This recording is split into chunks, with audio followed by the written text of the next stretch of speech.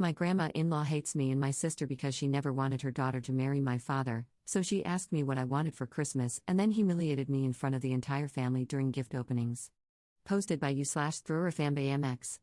I, 25F, will try to make this as short and sweet as possible. Also, sorry for any formatting errors, I'm on mobile and in the middle of working a double on no sleep, but this has been bothering me for about 3 days now. At the onset of the pandemic, my husband, 26M, and I wound up unemployed and had to move in with my parents. My dad, 50-ish, and my stepmom, 40-ish, are the most wonderful humans in the world. My stepmom's mother, who I'll refer to as Marie from here on, late 70s-ish, not so much. We moved in at the end of October after our lease expired at our previous residence. A couple of days after moving in, Marie asked my husband and me if we had any Christmas wishes and was adamant that price was no object.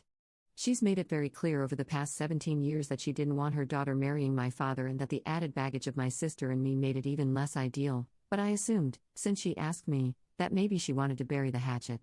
So I was honest, I mentioned wanting a new sewing machine. I showed her the one I wanted, which was about $200. I didn't think much of the exchange until last Friday, December 18th. Marie was leaving to visit family a few states over for the holidays, so she called the family together to hand out gifts. I had just gotten home from work, so my cousins, aunts, and uncles had already begun opening their gifts. 3 of my cousins and 1 of my aunts got the exact sewing machine I had shown Marie. All the other kids got things like video games, hoodies, sneakers, and gift cards to different places. I admittedly got a little excited. I went last. Marie handed me my gift, I opened it, and it was a sewing machine box, but instead of a sewing machine inside, it was filled with new towels. She said, "I know you guys are having money troubles. Thought that might be helpful." I waited until everyone left, but I was genuinely upset because I know that she knows we have towels, washcloths, etc., since we brought them with us from our old place, and we have our own designated cupboard for those things in our bathroom. When I got my new job, I took my first and second paycheck and started buying gifts for everyone.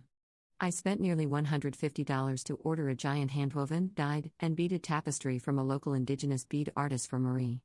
I wanted to get her something I knew she would love and cherish because I thought maybe we were moving past the previous 17 years of hostility. She and I are both close to 50% indigenous, and it's a big part of her lifestyle and aesthetic, as it is mine. I genuinely don't know at this point if she was trying to be malicious, but I feel she was, having me open it in front of everyone, and I felt absolutely humiliated. My stepmom and dad agree with me and say I should keep it, as does my husband, but when I asked a few family friends, they said it sounds like I'm just mad that I didn't get an expensive gift.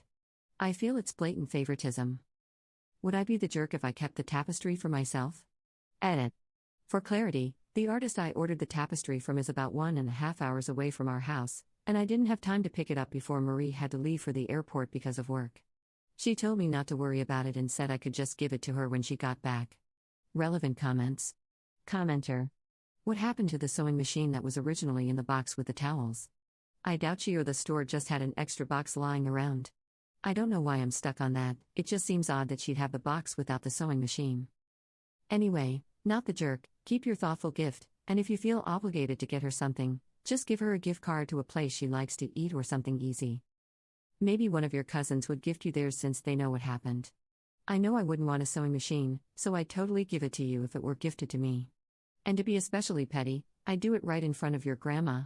Ops response.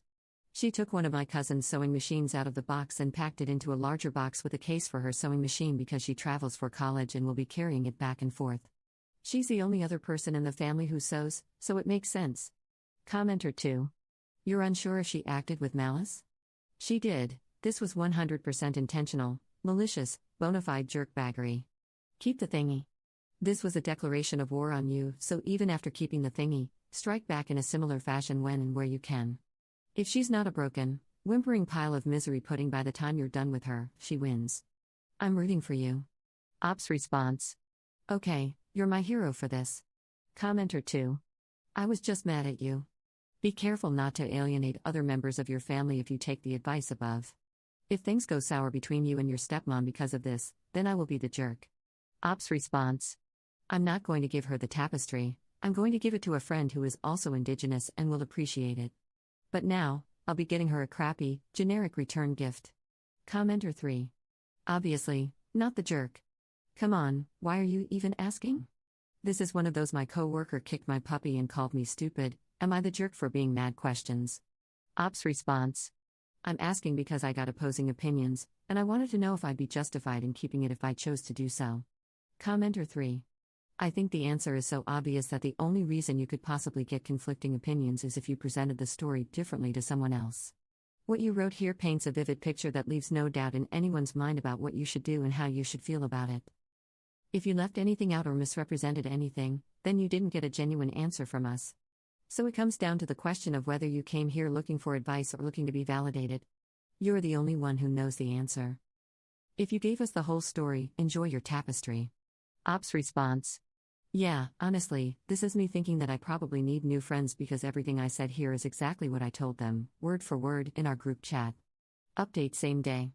I called my stepmom and told her that I would not be giving Marie the gift and that I would be getting her something else.